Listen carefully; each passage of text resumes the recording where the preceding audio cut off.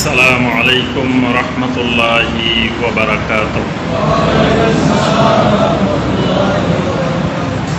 আমরা প্রথমে বলছি আলোচনার মধ্যেই যে মূর্তি, ভাস্কর্য, প্রতিকৃতি এই জাতীয় জিনিস প্রথম কথা হলো বানানোটাই হারাম। এটাকে স্মৃতি রক্ষার জন্য বা সম্মান প্রদর্শনের জন্য বা যে কোনো উদ্দেশ্যে এটাকে বানানোটাই, তৈরি করাটাই হারাম। এরপরে যখন এটার ইবাদত করা হয় তখন এটা শিরকে পরিণত হয়। তো ওই প্রতিকৃতিটাকে আপনার ফুল দিয়ে সম্মান জানানো, তারপরে এটা সামনে গিয়ে নীরবে দাঁড়িয়ে থাকা, চুপ থাকা, এগুলোও হারাম জিনিস। এবং কোনো কোনো ক্ষেত্রে এগুলো শিরকের পর্যায়েও পৌঁছে যায়।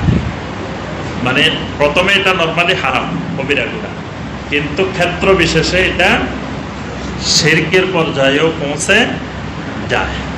এই জন্য আপনার আরবের মুশরিকেরা তারা মূর্তির সামনে গিয়ে এতেকাপ করত, এতেকাপের মান্যত করত যে অমুক মূর্তির সামনে 3 দিনের এতেকাপ। তো ধরেন এই মূর্তিটা এখানে আছে, এটার সামনে 3 দিন বসে থাকবে। আবার কেউ কে করতো কি, যে মূর্তিকে রেখে মূর্তির তাওয়াফ করতো, মানে মূর্তিটা মাঝখানে, সে চারিদিকে 7 বার ঘুরত। এগুলো হলো মূর্তি কেন্দ্রিক ইবাদত।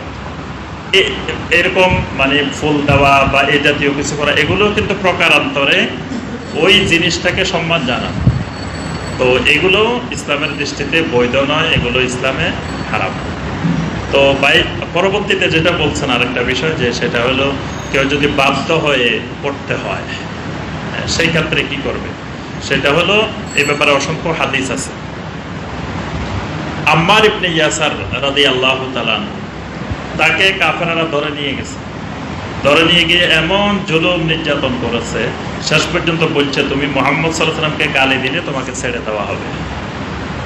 তো তিনি শেষ পর্যন্ত বাধ্য হয়ে নবী সাল্লাল্লাহু আলাইহি ওয়াসাল্লামকে গালি দিয়েছেন।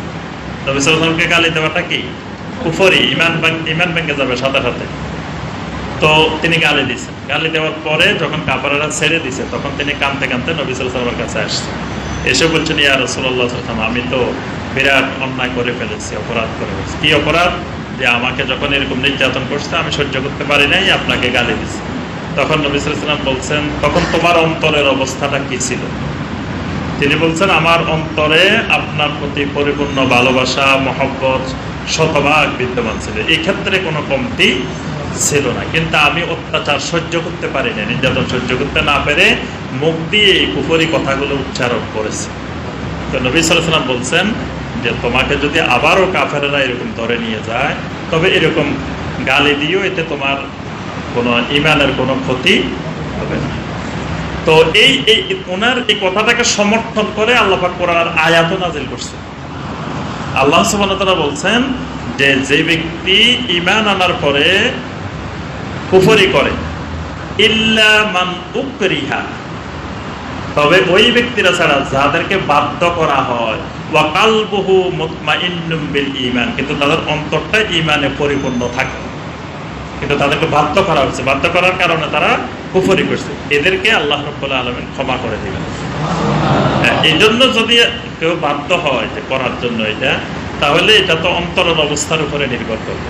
আল্লাহ সুবহানাহু ওয়া তাআলা অন্তরের অবস্থা অনুযায়ী তাকে ক্ষমা করে দিবেন। তবে একটা হারাম কাজের প্রতি বা শিরকের প্রতি অন্তর থেকে অবশ্যই ঘৃণা, অপছন্দ থাকতে হবে প্রত্যেক মুমিনের। যদি ওটা না থাকে তো তার ঈমানে নেই।